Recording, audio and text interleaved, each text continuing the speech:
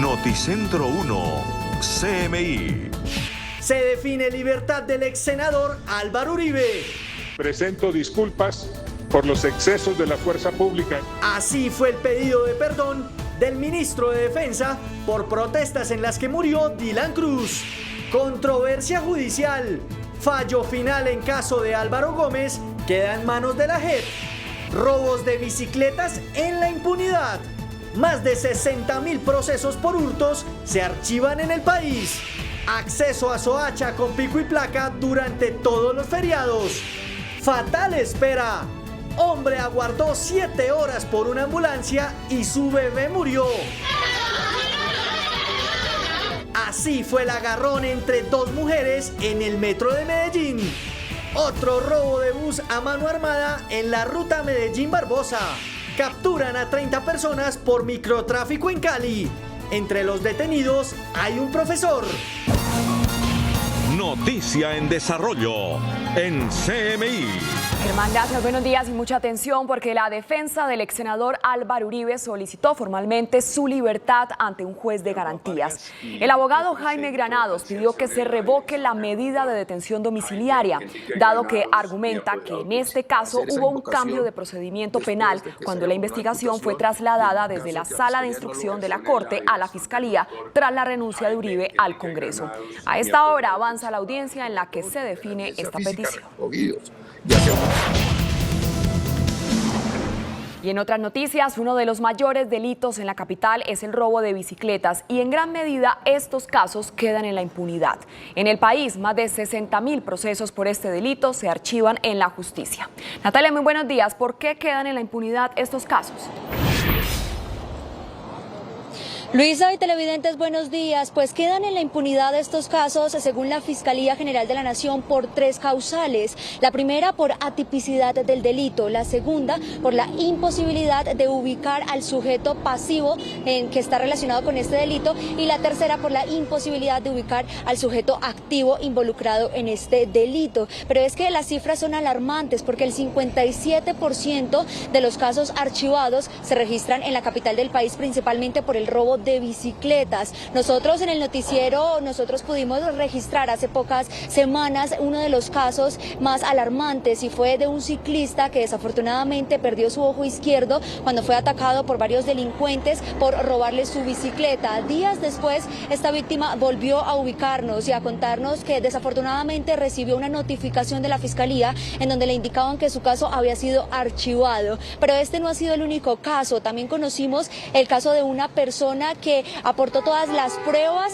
de su denuncia ante la Fiscalía, aportó placas del taxi en el que sujetos se movilizaban para ingresar a su vivienda y robarle varias de sus pertenencias de valor. Incluso también aportó videos en donde se podía identificar el rostro de algunos de los delincuentes que hicieron parte de este robo, pero aún así también recibió la notificación por parte de la Fiscalía de que su caso había sido archivado. Como estas historias, miles de historias se registran en Bogotá a diario y también en el país. Pues de acuerdo con cifras y datos de la Fiscalía General de la Nación, en lo corrido del año, los departamentos en donde más denuncias se han archivado por estos delitos han sido pues principalmente Bogotá, seguido de Antioquia y también Valle del Cauca. Sobre las 12 del mediodía tendremos todo el análisis de la impunidad de estos delitos, pero también hablaremos sobre lo que empieza a regir a partir de este lunes festivo que se aproxima en la capital del país y también en el municipio de Soacha, y es que el alcalde Juan Carlos Saldarriaga anunció que habrá pico y placa para los vehículos que intenten entrar hacia el municipio de Soacha. Habló principalmente de 4 horarios en los que se empezará a aplicar esta medida. Estamos hablando que hasta las 12 del mediodía no habrá restricción. Los vehículos podrán ingresar. De 12 del mediodía a 4 de la tarde ingresarán solo los vehículos pares. De 4 de la tarde a 8 de la noche ingresarán los vehículos impares. Y después de las 8 de la noche, pues se volverá a levantar esta medida. Asegura él que esta restricción se impone con el objetivo de evitar aglomeraciones y trancones como normalmente se registran los fines de semana festivos en esta zona del municipio de Soacha. Hay que recordar que no tendrá ningún costo o no tendrá ninguna sanción monetaria, sino que simplemente será pedagógica para que los ciudadanos empiecen a aplicar esta medida. En otras noticias, nosotros también sobre las 12 del mediodía hablaremos sobre la situación situación y el panorama que viven los domiciliarios, no solo en Bogotá, sino en el país, porque han convocado a una manifestación que empezará desde acá donde nos encontramos, desde la calle 85, y se dirigirán hacia el norte de Bogotá hasta llegar al Ministerio del Trabajo para hacerle un llamado al gobierno nacional para que sean organizados. Piden que haya prestaciones sociales para ellos. Hablamos con uno de los voceros. No se hacen cargo en caso de un siniestro vial. Supongamos, acá la motocicleta, si esta llega a romperse el tanque, nadie va a responder. Donde yo también sufro algunas lesiones en tejido blando, tejido óseo, tampoco la empresa va a responder. Entonces, lastimosamente, no hay una vinculación. Nosotros también lo exigimos ante el Ministerio de que seamos reconocidos como trabajadores, no solo en Colombia, porque ya tenemos antecedentes en Chile, tenemos antecedentes también en Uruguay. Bien, y es que además de esto, pues como lo mencionaba, piden que se les garantice vacaciones, salud, pensión y que sean completamente organizados. Estaremos muy pendientes para acompañarlos en esta manifestación. Es por el momento la información que registramos. Sobre las 12 del mediodía tendremos más detalles. Luisa, continúe usted con más noticias. Así es, Natalia, muchas gracias. En 2 barrios de Cali capturaron a 30 personas por delitos de microtráfico. Entre los detenidos hay un profesor. Sebastián Bedoya, buenos días. Detalles de este operativo.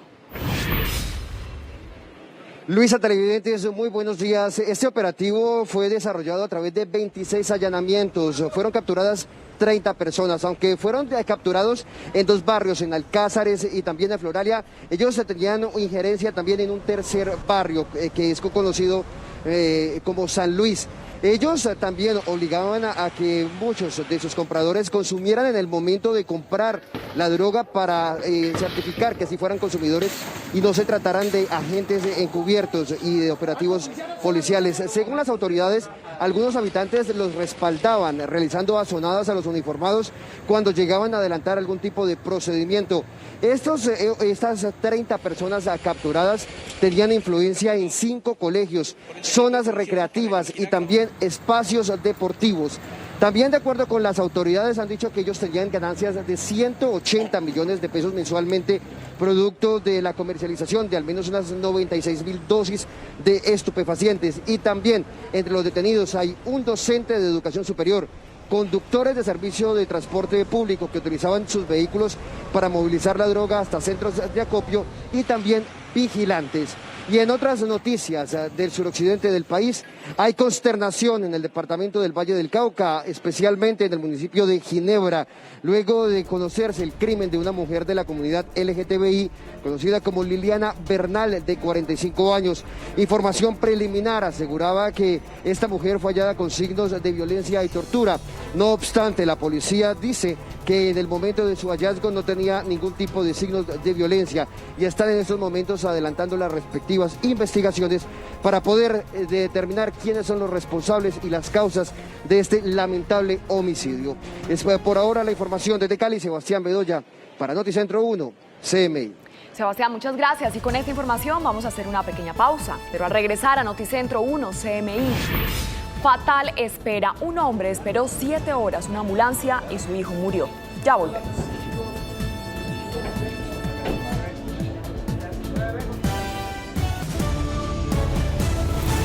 Seguimos en Noticentro 1 CMI.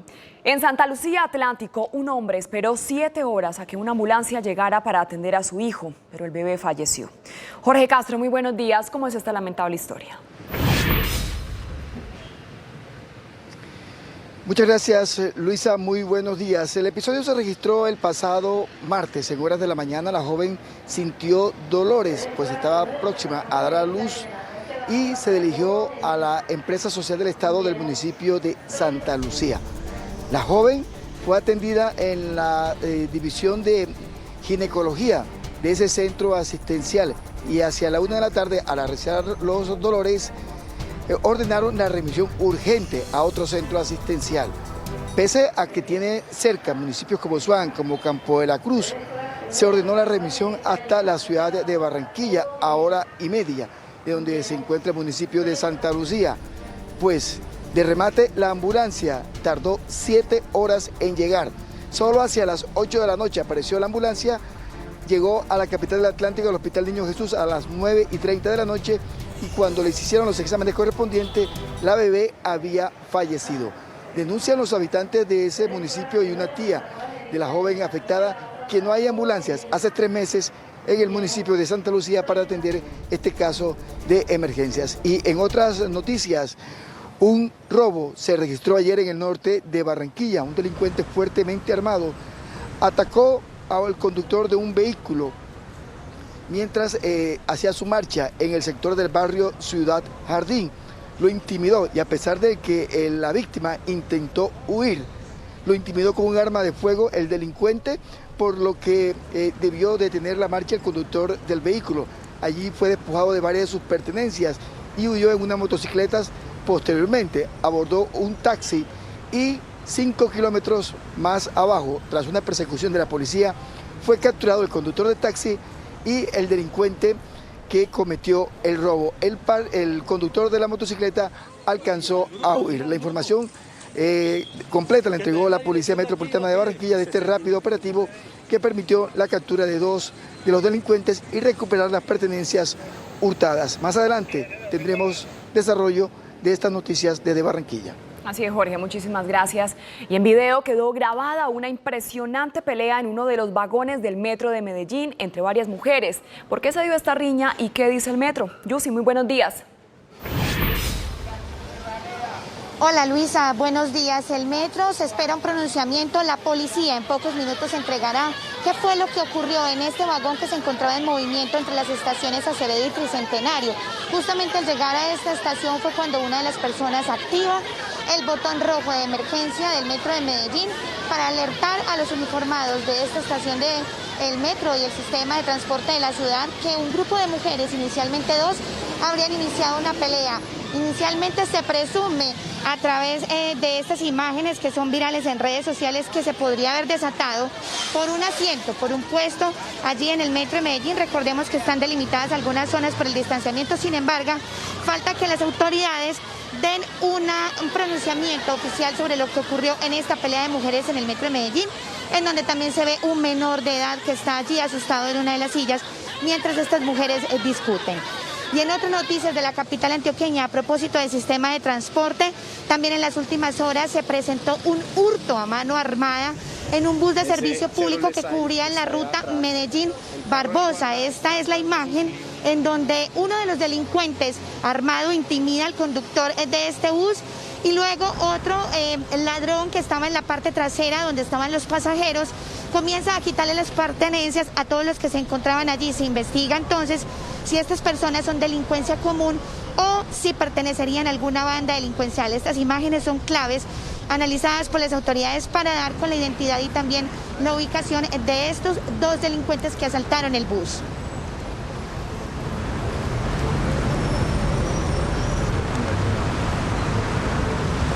Y finalmente, en otras noticias de la capital antioqueña, indignación también en redes sociales por un guarda de tránsito del municipio de Sabaneta, Antioquia, quien presuntamente estaba bajo el estado de licoramiento, de embriaguez, cuando chocó su carro contra otro vehículo e intentó huir.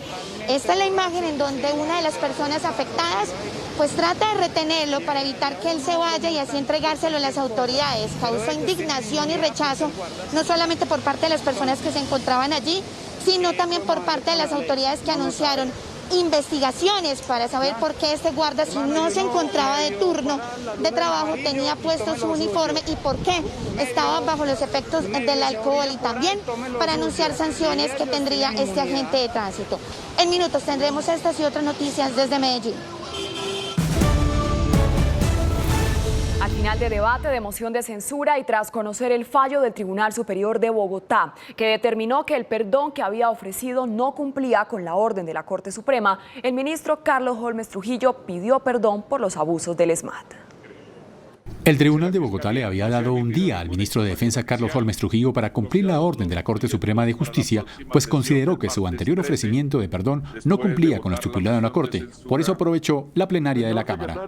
Presento disculpas por los excesos de la fuerza pública, en especial aquellos cometidos por los escuadrones móviles antidisturbios de la Policía Nacional ESMAD durante las protestas desarrolladas en el país a partir del 21 de noviembre de 2019. Seguiré defendiendo el derecho al debido proceso El ministro reiteró que siempre ha defendido la división de poderes.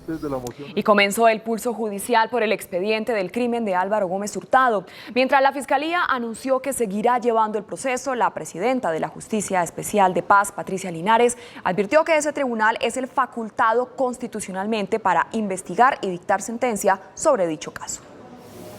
Con la confesión de los dirigentes del partido FARC de que fue esa desmovilizada guerrilla la autora del magnicidio del dirigente conservador Álvaro Gómez Hurtado, ocurrido el 2 de noviembre de 1995, comenzó la controversia judicial sobre cuál entidad debe adelantar la investigación contra los exguerrilleros responsables. El pulso por quedarse con el proceso apenas comienza. La fiscal delegada ante la Corte Suprema de Justicia, Elba Beatriz Silva, aseguró que la Fiscalía General seguirá adelante con la investigación de ese crimen.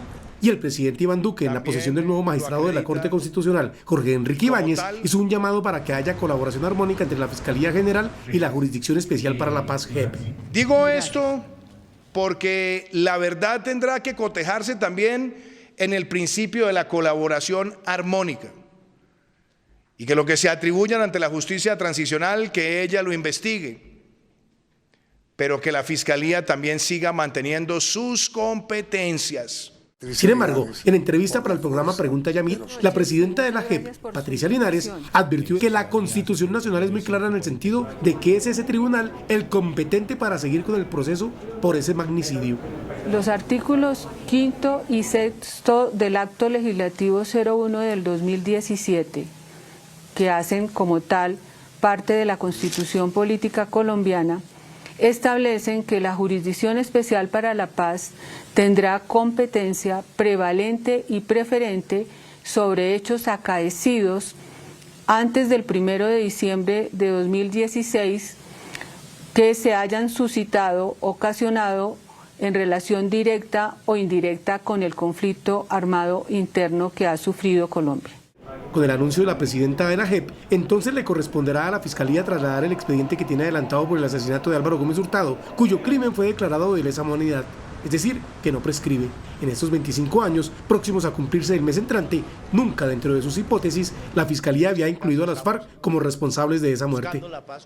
La Fiscalía y la Jurisdicción Especial para la Paz llamaron a declarar a los miembros del partido FARC, Rodrigo Londoño Timochenko y Julián Gallo, conocido como Carlos Antonio Lozada, para que entreguen su versión sobre el crimen contra Álvaro Gómez Hurtado. La fiscal delegada ante la Corte Suprema, Elba Beatriz Silva, ratificó que la Fiscalía continuará investigando el crimen de Álvaro Gómez Hurtado, pese a que las FARC se atribuyeron el asesinato en una carta enviada a la JEP. En un documento de 9 páginas, la fiscal explica que lo expuesto por la exguerrilla será analizado por el ente acusador sin interrumpir en la investigación de la justicia alternativa. Sin irrumpir en la competencia de la JEP, por virtud del principio de colaboración armónica que bien se puede predicar, se abordará la nueva, que no única, hipótesis. Como parte de estas verificaciones, la Fiscalía citó en calidad de testigos a los exjefes guerrilleros Rodrigo Londoño alias Timochenko, quien tendrá que presentarse el próximo 4 de noviembre, así como el senador Julián Gallo alias Carlos Antonio Lozada, quien dijo que él fue el responsable directo del hecho. Él está citado para el 5 de noviembre. Surge para la Fiscalía el deber de verificar en el marco de su competencia si corresponde o no a la verdad de lo ocurrido. Fuentes de la Jurisdicción Especial para la Paz indicaron que la JEP también llamó a declarar a los 2 exjefes guerrilleros. Y el presidente Iván Duque afirmó que espera que la JEP y la Fiscalía trabajen armónicamente para establecer la verdad sobre el crimen contra Álvaro Gómez Hurtado. Al posesionar en la Casa de Nariño al nuevo magistrado de la Corte Constitucional, Jorge Ibáñez, el presidente Iván Duque afirmó que espera un trabajo armónico entre la Fiscalía y la JEP para determinar la verdad completa del crimen de Álvaro Gómez Hurtado. Que no se deseche ninguna de las hipótesis y que solamente sea en virtud de la colaboración armónica y de la confrontación probatoria como se puedan esclarecer los hechos. También dijo que los confesos responsables de los delitos de lesa humanidad no pueden ejercer ninguna representación política. De lo contrario, estaríamos ante una situación donde la ley se le aplica a unos y a otros pareciera que se le premian esas conductas. El presidente Duque advirtió que quienes se atribuyan responsabilidades pero no las prueben deben ser sometidos a drásticas sanciones. Por su parte, el exguerrillero y actual senador del partido FARC, Julián Gallo Cubillos, conocido como Carlos Antonio Lozada, aseguró que no va a renunciar al Senado y que seguirá contando la verdad sobre los crímenes que cometió la entonces guerrilla. Un día después de atribuirse el crimen de Álvaro Gómez Hurtado, Julián Gallo Cubillos, Carlos Antonio Lozada en la guerrilla de las FARC, se confesó hoy en la Comisión Primera. Dijo que no tiene ningún impedimento para seguir en su curul. No siento tener ningún conflicto ético o moral como senador de la República por el hecho de haber pertenecido a una organización insurgente. No vamos a renunciar al Senado de la República. Y que va a seguir contando la verdad. En el Acuerdo de La Habana pactamos decir verdad. Se desataron inmediatamente todas las furias y todas las pasiones para evitar que esto que está sucediendo hoy pudiera suceder. Porque si a algo le ha tenido pavor y miedo la clase política que ha regentado el poder históricamente en Colombia, es a la verdad. Que no van a traicionar la esperanza de paz, que siguen firme buscando la reconciliación nacional. Al mundo, pero sobre todo a las víctimas de todos los intervinientes en el conflicto, que vamos a honrar nuestra palabra. Ni las balas, ni las amenazas, ni los chantajes, ni los montajes nos van a hacer alejar de ese camino. Las confesiones de Lozada generaron un duro debate en la Comisión Primera del Senado. Es momento de hacer una pequeña pausa, pero al regresar a Noticentro 1 CMI, le contamos por qué el presidente Trump se niega a participar en más debates presidenciales. Ya volvemos. Seguimos en Noticentro 1 CMI. Indisciplina en playas de Cartagena. Cientos de personas ingresan al mar pese a que solo hay una zona habilitada por el distrito. Tatiana, muy buenos días. ¿Qué dicen las autoridades frente a esto? Luisa, televidentes, muy buenos días. Yo los saludo desde la zona norte de la capital de Bolívar. Mire, hemos hecho un recorrido a lo largo de las playas de la ciudad y hemos constatado que son muchas las personas que están haciendo uso de las playas y que ingresan al mar pese a que está prohibido. Recordar que solo una playa está habilitada y es Playa Azul en La Boquilla. Ante esto, las autoridades han hecho un llamado de atención a la ciudadanía a que respete las restricciones que actualmente hay. Asimismo, el Cuerpo de Bomberos de Cartagena ha manifestado que son muchos los incidentes que se han presentado hasta el momento debido a la desobediencia de las personas, como el caso en las últimas horas del rescate de un turista irlandés que afortunadamente salió con vida y que fue rescatado por el cuerpo de salvavidas. Sin embargo, la Policía Metropolitana de Cartagena le hizo un comparendo por ingresar al mar, siendo que estaba prohibido. Por ahora es toda la información desde Cartagena. Más adelante ampliaremos esta noticia. El presidente Trump no participará en el segundo debate de candidatos en Estados Unidos. Jair Bolsonaro decreta que Brasil está libre de corrupción y la justicia de España anula el cierre epidemiológico de Madrid que había sido ordenado por el gobierno. Las noticias del mundo en Noticentro 1 CMI.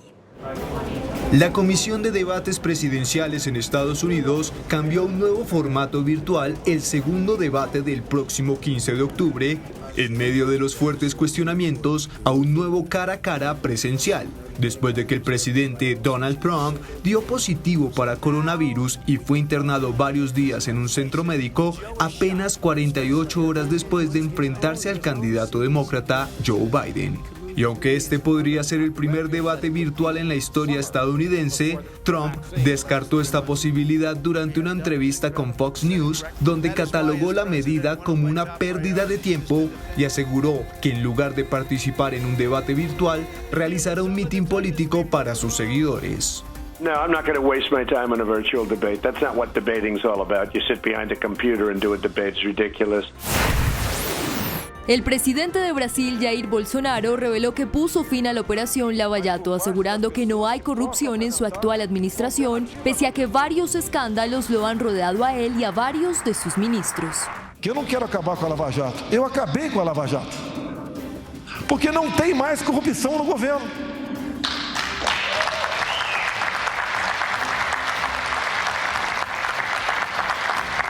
Eu sei que isso não é virtude, é obrigação. Lava-Jato se inició en 2014 y es considerada como la mayor investigación de corrupción de la historia de Brasil. E incluso Bolsonaro nombró como ministro de Justicia a Sergio Moro, al flamante juez del caso que renunció a su cargo acusando al ultraderechista de inferir en la autonomía de la Policía Federal. Los intentos de acabar con Lava-Jato representan un regreso a la corrupción. Es el triunfo de la vieja política y los esquemas que destruyen a Brasil y debilitan la economía y la democracia. El máximo Tribunal de Justicia de Madrid tumbó el cierre perimetral de la capital española y otros 9 municipios ordenado por el gobierno nacional para frenar la propagación del coronavirus pese a la oposición del gobierno regional. La decisión acusa al Ejecutivo de afectar derechos fundamentales sin una habilitación legal y dejó sin validez las fuertes restricciones de movilidad que habían sido impuestas en toda la Comunidad de Madrid desde el pasado sábado en la madrugada. Una ola de bromas desató la mosca que se posó en el pelo del vicepresidente Mike Pence durante más de 2 minutos, cuando se enfrentaba con la demócrata Kamala Harris en el único debate vicepresidencial antes de las elecciones del 3 de noviembre. Los memes no se hicieron esperar e incluso el candidato demócrata a la presidencia Joe Biden publicó una foto con un matamoscas en la mano pidiendo donaciones para hacer volar su campaña, dado que esta palabra en inglés se escribe fly al igual que mosca. Otorgan el Premio Nobel de Literatura a la poeta estadounidense Louise Gluck. La Academia Sueca le concedió el respetado galardón a la autora de 77 años por su inconfundible voz poética que con austera belleza universaliza la existencia individual. A continuación, los titulares de las noticias que desarrollaremos en Noticentro 1 CMI. ¿Por qué los delitos de hurtos de bicicletas quedan en la impunidad? Más de 60.000 casos de robo se archivan en el país.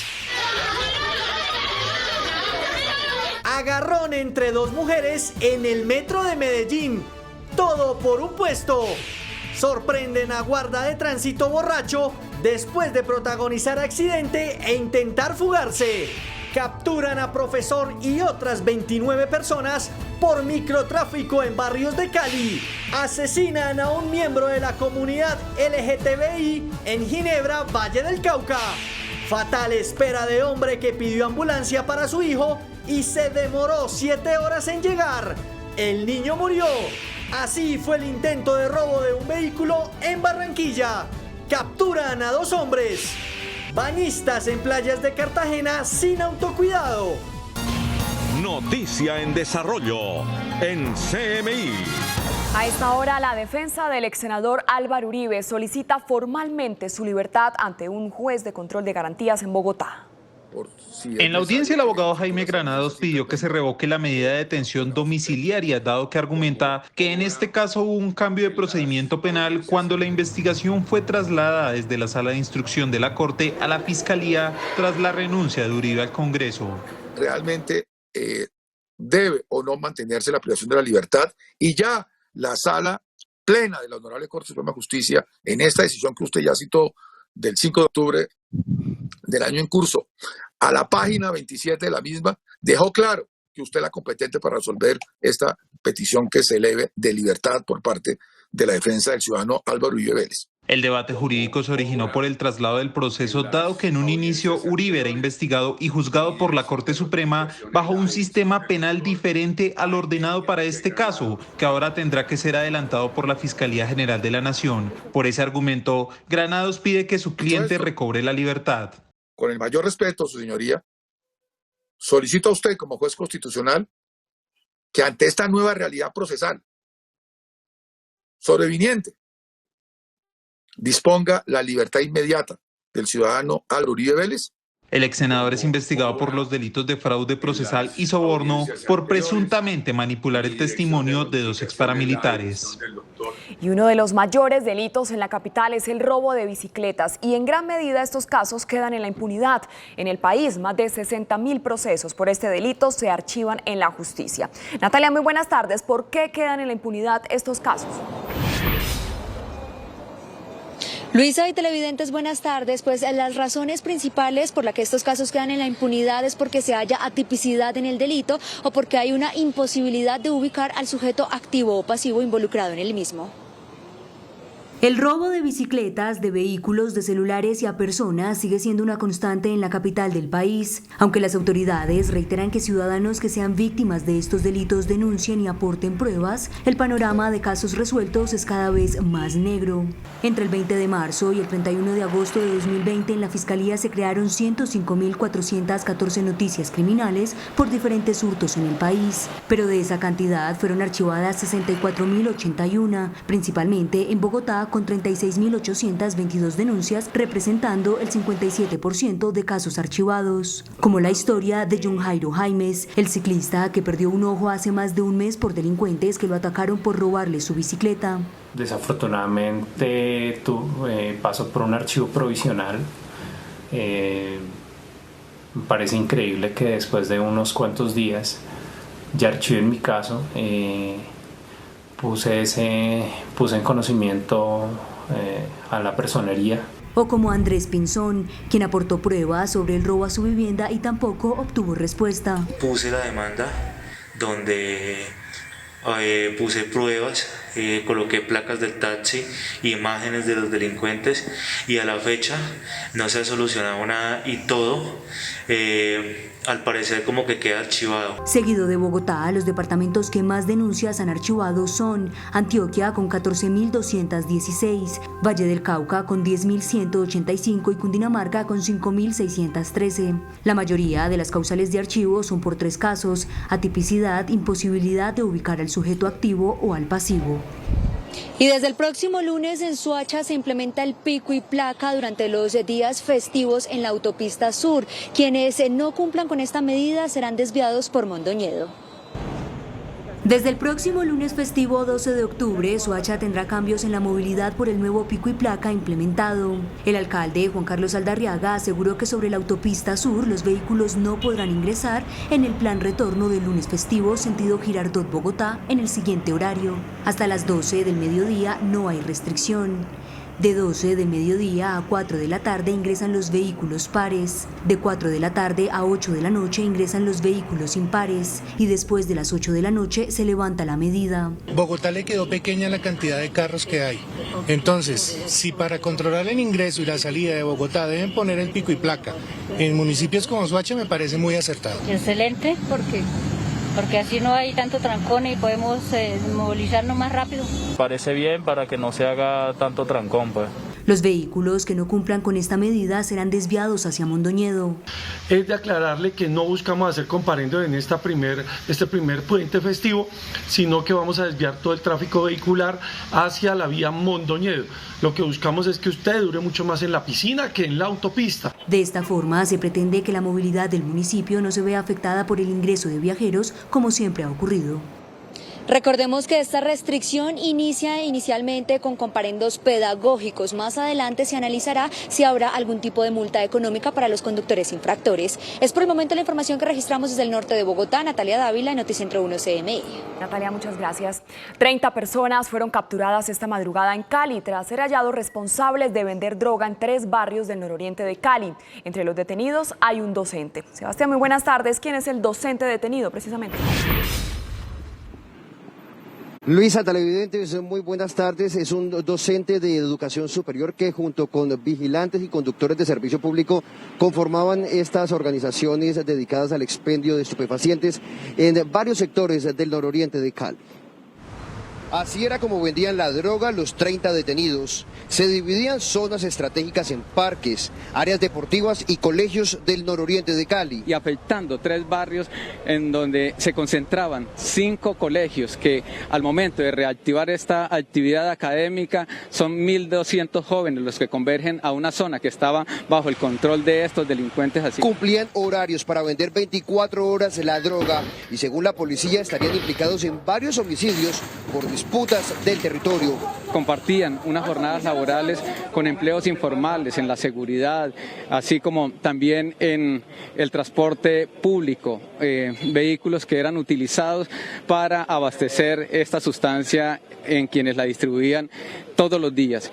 Con esta operación también se identifica a un profesor. Los detenidos tenían ingresos por 180 millones de pesos mensualmente y deberán enfrentar a la justicia por los delitos de tráfico de estupefacientes, homicidio, concierto para delinquir y uso de menores para la comisión de delitos. Los conductores de servicio público tenían encargos para mover toda la droga por la ciudad en sus vehículos y pasar desapercibidos hasta un centro de acopio, y desde allí vendían todos estos estupefacientes. En otras noticias del suroccidente del país, hay conmoción en el municipio de Ginebra, norte del Valle del Cauca, por el cruel asesinato de una mujer LGTBI de 45 años.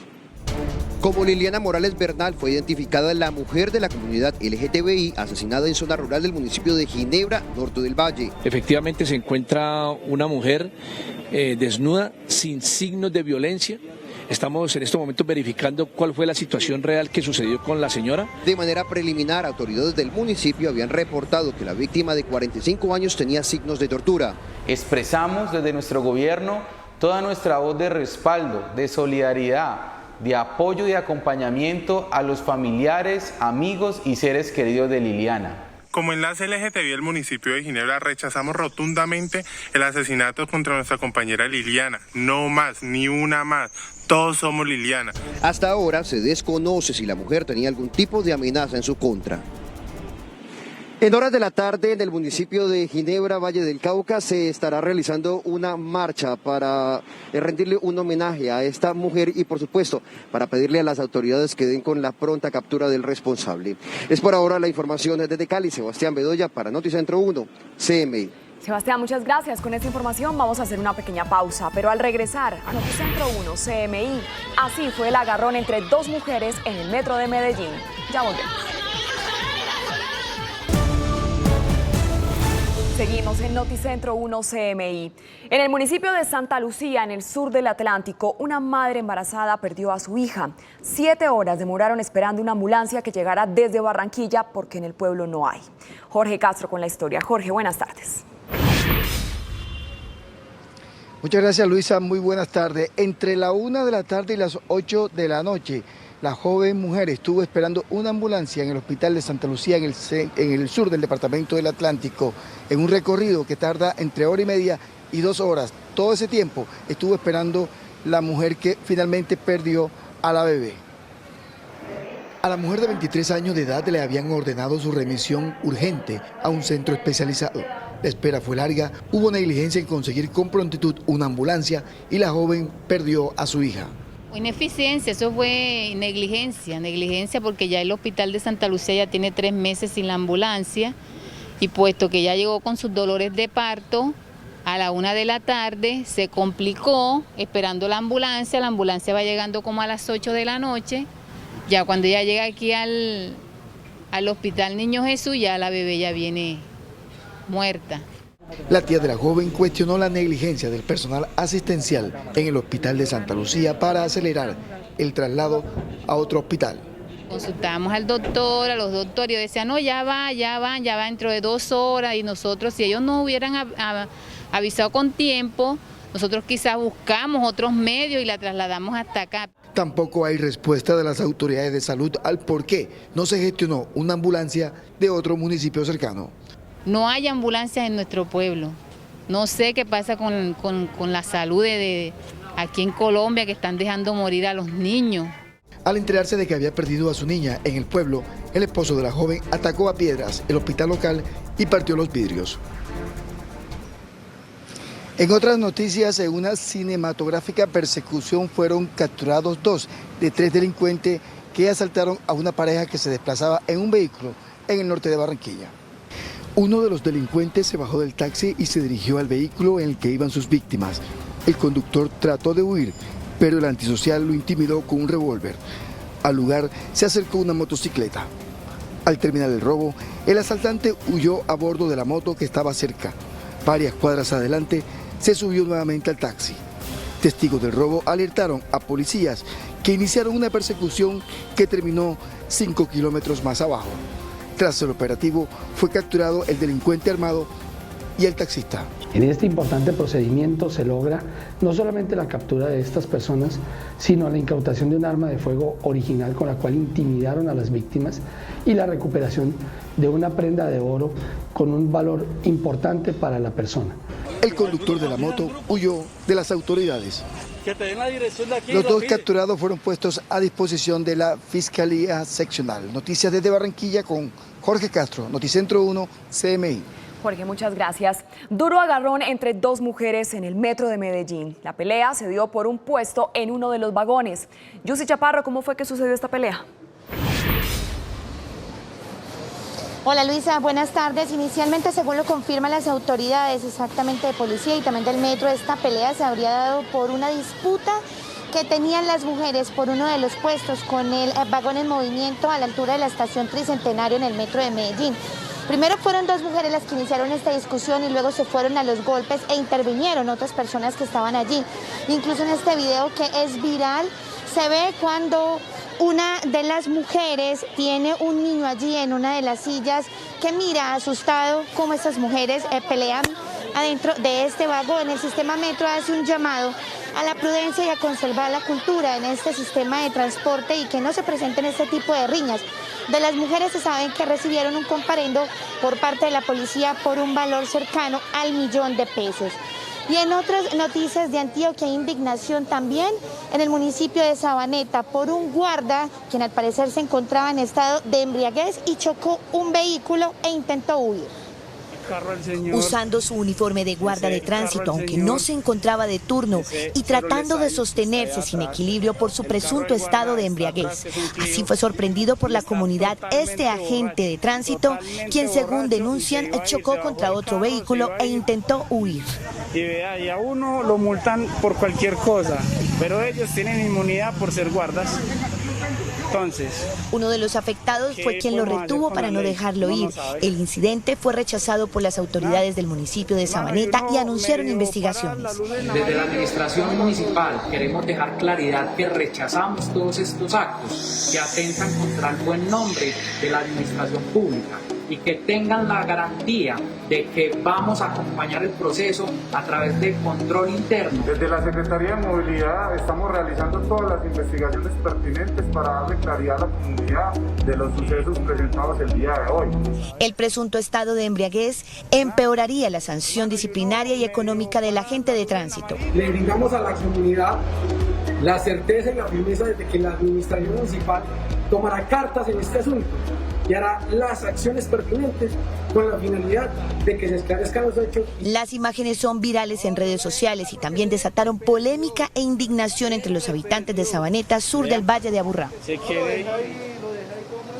Y en otras noticias de Antioquia, a las 2:21 del mediodía, también hay que decir que en las últimas horas se presentó un atraco masivo y a mano armada en un bus de servicio público que cubría la ruta Medellín-Barbosa, esto en el norte del Valle de Aburrá.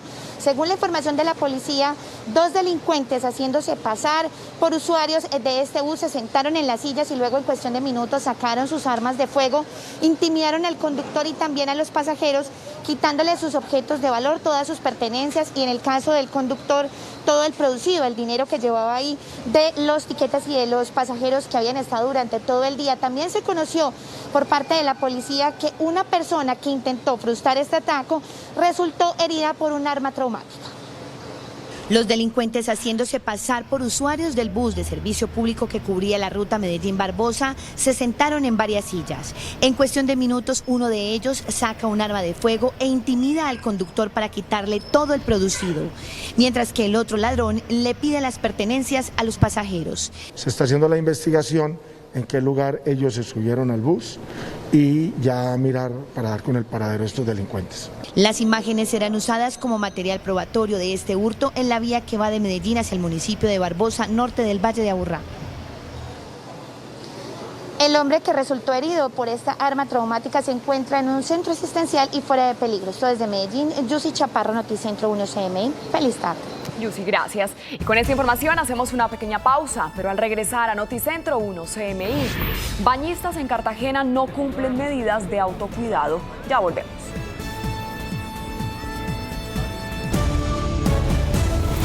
Seguimos en Noticentro 1 CMI. Se cumple la primera semana desde que habilitaron las playas de Cartagena para turistas nacionales y extranjeros, pero los bañistas no están cumpliendo con las medidas de autocuidado. Tatiana, buenas tardes. ¿Qué dicen las autoridades?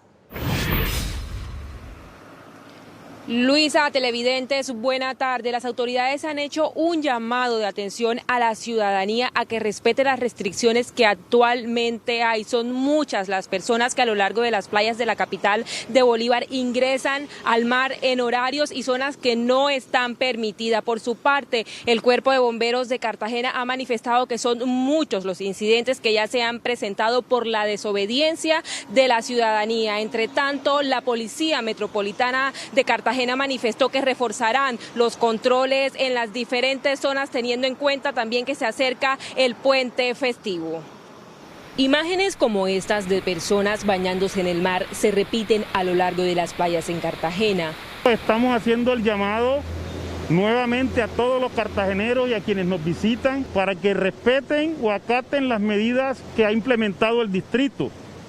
Todas las playas no están habilitadas, entonces lo primero es eso. Los turistas que ingresan a las zonas prohibidas manifiestan lo siguiente. Preguntamos al taxista dónde nos podría traer una playa que estuviera habilitada y nos dijo que esta estaba disponible, entonces vinimos acá. Porque pues venimos de vacaciones y pues la gracia era uno meterse al mar, como venimos desde Cali hasta acá, pues nos queríamos meter. El Cuerpo de Bomberos asegura que ya son varios los incidentes ocurridos debido a la desobediencia. Ayer un rescate con un turista irlandés de aproximadamente unos 35 años en una playa no habilitada y a la 1:10 de la tarde, que es un horario no permitido. Asimismo manifiestan que el Cuerpo de Salvavidas recibe a diario ataques en el cumplimiento de su labor, por lo que también hacen un llamado al respeto. Otra cosa importante es que como no todas las playas están habilitadas, pues el Cuerpo de Salvavidas no está disponible para atender la demanda. Otra cosa que han manifestado las autoridades es que mañana serán habilitadas 3 zonas de playas de Boca Grande. Las autoridades manifestaron que realizarán estos controles para evitar mayores desórdenes. Por ahora es toda la información desde Cartagena. Tatiana Rodríguez, feliz tarde. Tatiana, gracias, feliz tarde. Hasta aquí la información en Noticentro 1 CMI. A continuación, no se pierda La Señora Facilet y sus hijas. Y a las 9 de la noche recuerde que tenemos una nueva emisión de Noticentro 1 CMI. Feliz tarde.